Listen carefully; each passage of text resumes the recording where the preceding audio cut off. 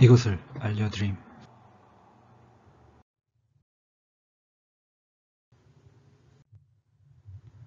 시청해주셔서 감사합니다.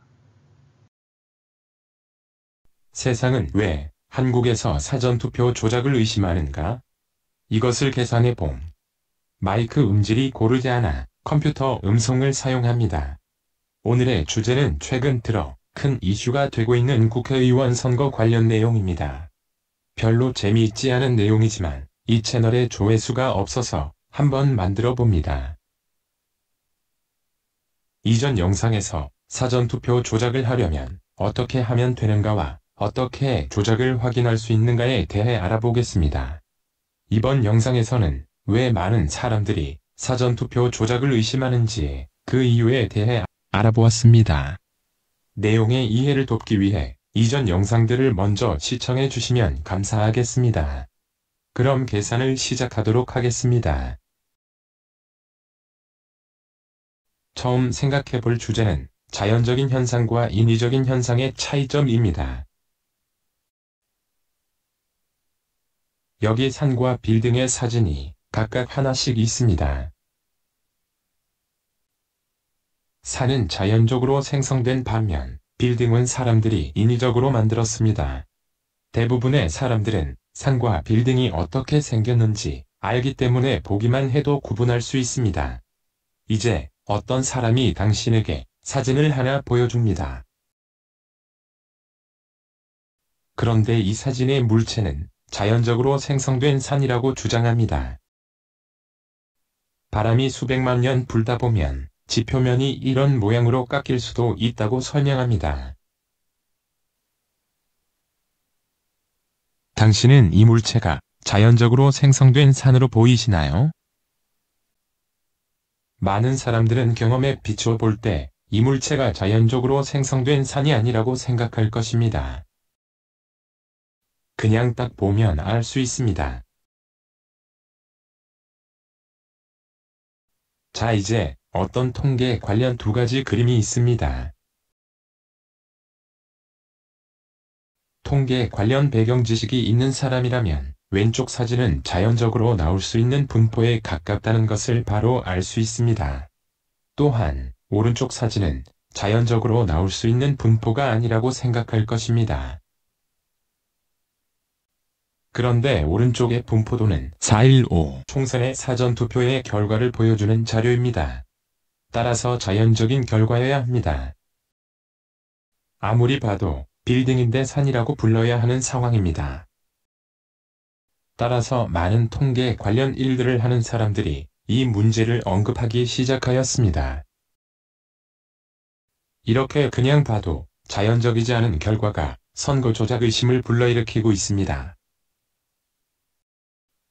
사실 이런 인위적인 현상의 발견은 최근 크게 회자되었던 프로듀스 101 조작 사건에서 이미 많은 사람들에게 크게 각인되었습니다. 이 조작 사건의 발단은 순위 간의 표 차이가 자연적이지 않고 인위적인 것을 그냥 보면 의심할 수 있을 정도였는데요.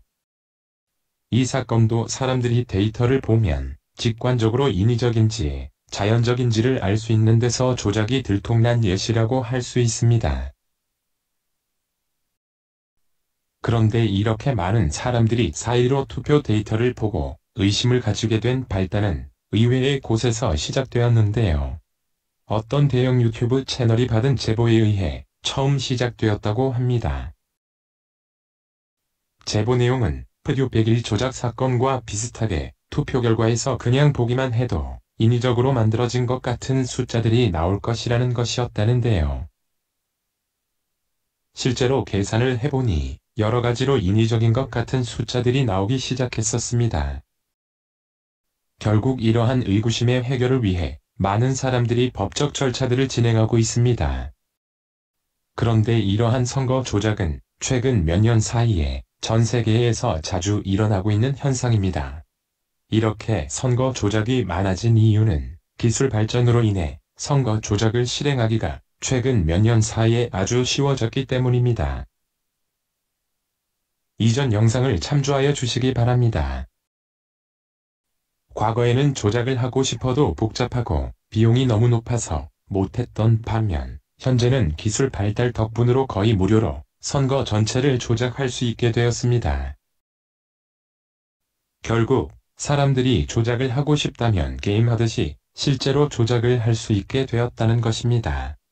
특히 한국산 전자투표기를 사용한 곳에서도 부정선거가 발생하였다고 합니다. 유감입니다.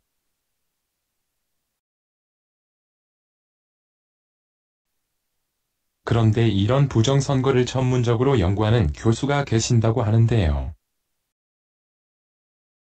놀랍게도 최근 한국 총선 데이터를 분석한 결과 부정선거로 판정하였다고 합니다.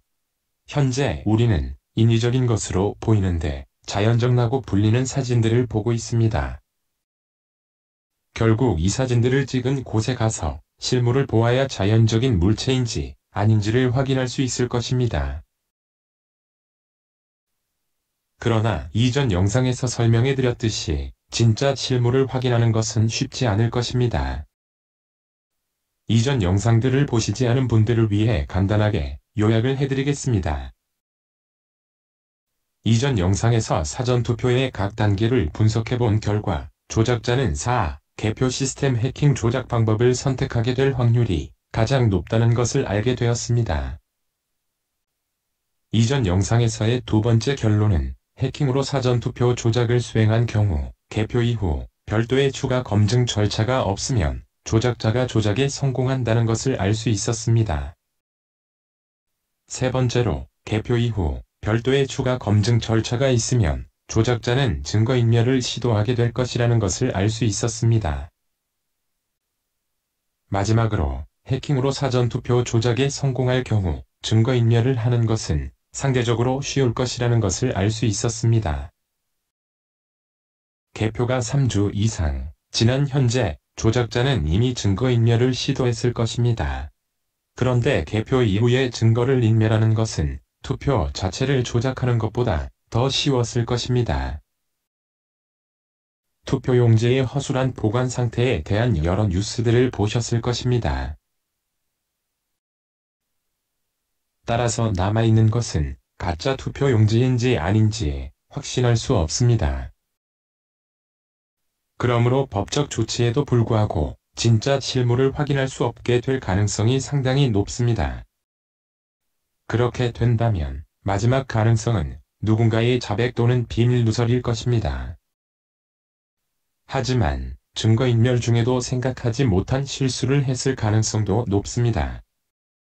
이렇게 인위적으로 보이는 현상들이 어딘가에서 또 발견을 기다리고 있을 것입니다. 그러므로 만약 조작에 가담한 분이 이 영상을 보고 있다면 자수해서 광명을 찾으시기 바랍니다.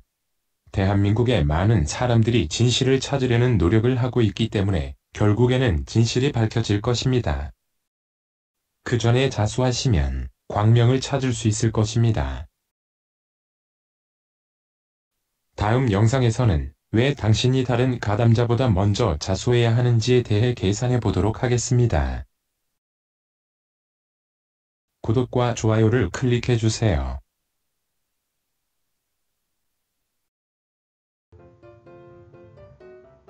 이 채널은 다양한 주제에 대해 재밌고 이해가 쉽게 생각해보는 새로운 채널입니다. 알고 싶은 주제가 있으시면 댓글로 달아주시기 바랍니다. 감사합니다.